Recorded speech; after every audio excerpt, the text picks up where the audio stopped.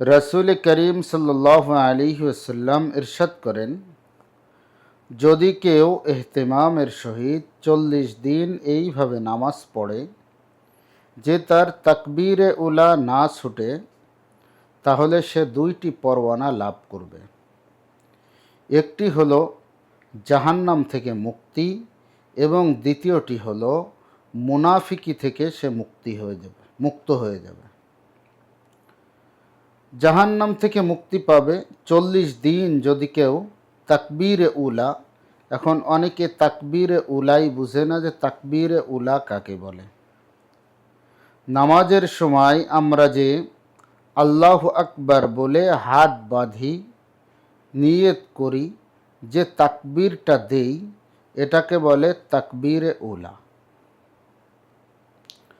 কোনো কোনো মুফাসসিরিনে ইকরাম বলেন যে তাকবীরে উলা পাওয়া হিসাবে ধর্তব্য হবে যখন সে ইমাম সাহেব যখন আল্লাহু আকবার বলে হাত বাঁধে, তখন যদি সে আল্লাহু আকবার বলে হাত বাঁধে তাহলে সেটা তাকবীরে উলা হিসেবে ধর্তব্য হবে। কোনো কোনো মুফাসসিরিনে ইকরাম বলেন তাকবীরে উলা ইমাম সাহেবের সঙ্গেই যে হাত বাঁধতে হবে এটা না, যদি সে সূরা ফাতিহা শুরু করার আগে আল্লাহু আকবার বলে হাত বাঁধতে পারে, নামাজের ভিতরে প্রবেশ করতে পারে, তাহলে ওটা হলো তাকবীরে উলা। তো যাই হোক, ইমাম সাহেবের সঙ্গে বাঁধি আর সূরা ফাতিহার আগে বাঁধি। যদি কেউ তাকবীরে উলার সঙ্গে 40 দিন নামাজ পড়ে, অর্থাৎ মোট 5 40 200 ওয়াক্ত নামাজ, এরকমভাবে 200 ওয়াক্ত নামাজ যদি কেউ এই তাকবীরে উলার সঙ্গে পড়ে, তাহলে তার জন্য 2টি পরওয়ানা, একটা হলো জাহান্নাম থেকে মুক্তি আর একটা হলো মুনাফিকি থেকে সে মুক্ত হয়ে যাবে। এখানে বিশেষ করে মুনাফিকি থেকে মুক্তি হওয়ার জন্য এই জন্য বলা হয়েছে, বা মুনাফিকি থেকে মুক্তি হওয়ার পরওয়ানা এই জন্য দেওয়া হবে যে আসলে মানুষ যে কোন সময় মুনাফিকি করে বসে, বা মুনাফিক কাকে বলে। মুনাফিক বলে হলো যে নামে তো মুসলমান এবং মুসলমানের সমস্ত সুযোগ সুবিধা, মুসলমান নাম থাকার কারণে সে মুসলমানের সমস্ত সুযোগ সুবিধা ভোগ করে, কিন্তু প্রকৃতপক্ষে সে মুসলমানের সঙ্গে শত্রুতা রাখে, দুশ্মনী রাখে। যা মুসলমান এবং ইসলামের শত্রু, এই ব্যক্তিকে মুনাফিক বলে। এক কথায় হাদিসের ভিতরে, অনেক হাদিসের ভিতরে এটাও আসছে যে মুনাফিক হলো যে তার মুখে মুখে এক জিনিস বলে, কিন্তু তার মন এবং মননে অন্য জিনিসের বীজ বপন করা রয়েছে, বা অন্য জিনিসের চাহিদা আকাঙ্ক্ষা রয়েছে, এই ব্যক্তিকে মুনাফিক বলে। তো মুনাফিকের পরওয়ানা থেকে কেন নাজাত দিবেন? হানজালা রাদিয়াল্লাহু আনহু দৌড়াচ্ছেন আর বলতেছেন, না ফাকা হানজালা, না ফাকা হানজালা, না ফাকা হানজালা, হানজালা মুনাফিক হয়ে গেছে। তো হযরত আবু বকর সিদ্দিক রাদিয়াল্লাহু আনহু এর ঘরের পাশ দিয়ে যাচ্ছিলেন হানজালা রাদিয়াল্লাহু আনহু দৌড়ে। হযরত আবু বকর সিদ্দিক রাদিয়াল্লাহু আনহু ঘর থেকে বাহির হয়ে বললেন, ভাই হানজালা তুমি একটু দাঁড়াও। হানজালা রাদিয়াল্লাহু আনহু দাঁড়ালেন। দাঁড়ানোর পরে হযরত আবু বকর সিদ্দিক রাদিয়াল্লাহু আনহু বলতেছে, হে হানজালা, তুমি এটা কি বলতেছো যে না ফাকা হানজালা, হানজালা মুনাফিক হয়ে গেছে? এটা বলার কারণ কি? হযরত আবু বকর সিদ্দিক রাদিয়াল্লাহু আনহু জানতেন যে হানজালা একজন বিশিষ্ট সাহাবী এবং তার মর্যাদা আল্লাহ এবং আল্লাহর রসুলের কাছে অনেক। তো হানজালা রাদিয়াল্লাহু আনহু বললেন, হে আবু বকর, তুমি কি এই কথা শোনোনি যে মুখে এক আর কাজে আর এক? এটা যদি হয় তাহলে সে মুনাফিক হয়ে যায়। তো আমার তো মুখে এক আর কাজে কর্মে আরেকটা হয়ে যাচ্ছে। বলতেছে কেমনভাবে? বলতেছে, দেখো, আমরা যখন রাসূল আকরাম সাল্লাল্লাহু আলাইহি ওয়াসাল্লামের দরবারে থাকি, তখন রাসূল সাল্লাল্লাহু আলাইহি ওয়াসাল্লামের চেহারা, রাসূল সাল্লাল্লাহু আলাইহি ওয়াসাল্লামের কথাবার্তা, আচার আচরণ, চলাফেরা সব কিছুকে আমরা হুবহু নকল করি এবং যখন রাসূল সাল্লাল্লাহু আলাইহি ওয়াসাল্লামের দরবারে থাকি তখন তার থেকে প্রিয় চেহারা, তার কথার থেকে প্রিয় কথা, তার কাজের থেকে প্রিয় কাজ আমাদের কাছে আর কিছুই থাকে না। কিন্তু আমরা যখনই বাড়িতে যাই, পরিবার পরিজনের কাছে যাই, তখন আমরা স্ত্রী, সন্তান, আত্মীয় স্বজন, বন্ধু বান্ধব এদের সংস্পর্শে আসার কারণে আমরা আল্লাহর রসুলকে ভুলে যাই। আল্লাহ রসুলের কথা আমাদের আর মনে থাকে না। আমরা স্ত্রী সন্তানের সঙ্গে বিভিন্ন সগলে মত্ত হই, দুনিয়াবি কাজকর্মের ভিতরে লিপ্ত হই, তখন রাসূল সাল্লাল্লাহু আলাইহি ওয়াসাল্লামের কথা আমাদের আর মনে থাকে না। হযরত আবু বকর সিদ্দিক রাদিয়াল্লাহু আনহু বললেন, হে হানজালা, আমারও তো অবস্থা এই। তো দুইজনই ছুটতে ছুটতে রাসূল করিম সাল্লাল্লাহু আলাইহি ওয়াসাল্লামের দরবারে পৌঁছালেন। পৌঁছায় হানজালা রাদিয়াল্লাহু আনহু, আবু বকর রাদিয়াল্লাহু আনহু দুইজনই বলতেছে, হে আল্লাহর নবী, আসলে মুখে এক অন্তরে এক, এটা যদি হয় তাহলে তো সে মুনাফিক। তো আমাদের অন্তরে তো এই আছে, আমরা যখন স্ত্রী সন্তানের কাছে যাই তখন আমরা ভুলে যাই আপনার কথা।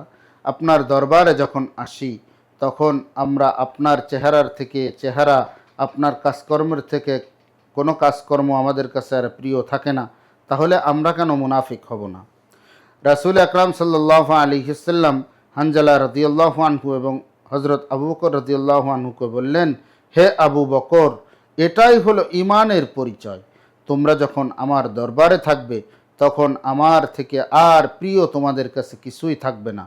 কিন্তু যখন তোমরা তোমাদের স্ত্রী সন্তান আত্মীয় স্বজনের কাছে যাবা তখন তোমরা আমাকে তো ভুলে যাবা, এটাও একটা ঈমানের পরিচয়।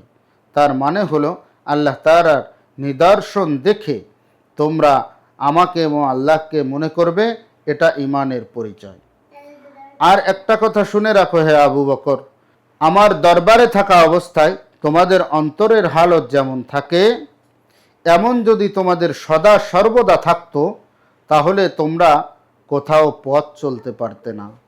ফেরেশতারা তোমাদের সঙ্গে রাস্তায় রাস্তায় মুসাফা করত, এত পরিমাণ ফেরেশতারা জড়ো হয়ে তোমাদের সঙ্গে মুসাফা করত যে তোমরা মুসাফা করতে করতেই তোমাদের সময় চলে যেত, দুনিয়ার আর কোনো কাজকর্ম করার সুযোগ তোমরা পেতে না।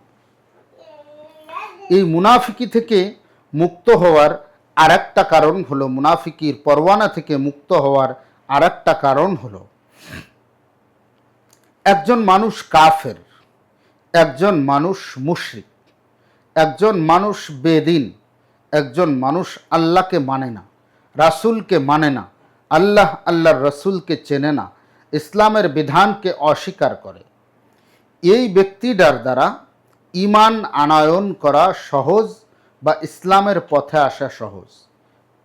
কিভাবে? সে কুফুরকে পরিত্যাগ করল এবং ইসলামের ভিতরে দাখিল হয়ে গেল। ইসলাম যদি তার মননে প্রতিষ্ঠিত হয়ে যায়, তার ভালো মনে হয়, তাহলে সে ইসলাম গ্রহণ করবে এবং খাঁটি মুসলমান হয়ে যাবে। কিন্তু একজন মুনাফিক, সে সদা সর্বদা আত্মতৃপ্তিতে ভুগে যে আমি তো মুসলমানই আছি, কিন্তু সে যে মুনাফিক হয়ে গেছে এটা কিন্তু সে জানে না।